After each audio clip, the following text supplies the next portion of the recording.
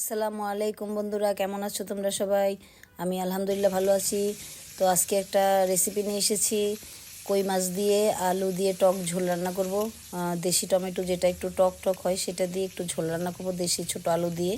তো কই মাছগুলো বাজার থেকে আমি কেটে এনেছিলাম, এখন দেখো ভাজি করে নিচ্ছি।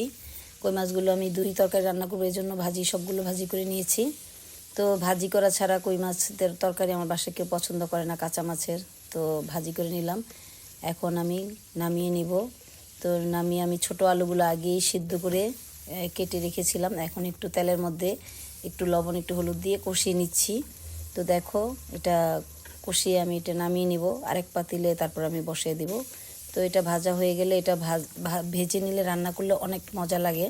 তো তোমরা যদি না ভাজো তাও চলবে, কিন্তু আমি সবসময় ভেজে নিই। তারপরে দেখো পাতিলের মধ্যে তেল দিয়ে দিলাম পেঁয়াজ, কাঁচামরিচ, একটু লবণ। তো এখন যখন এগুলো একটু লাল লাল হয়ে যাবে, দিয়ে দিব টমেটো।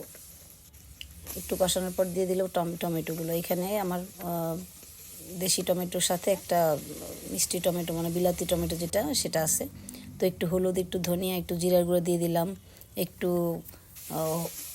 পানি দিয়ে এখন কষানোর জন্য ঢেকে দিলাম। তো দেখো মাঝখানে একটু নেড়েচেড়ে আমি আলুগুলো দিয়ে দিয়েছিলাম। তো এখন ঝোল দিয়ে দিলাম। তো দেখো বন্ধু, এখন মাছগুলো দিয়ে দিয়েছি।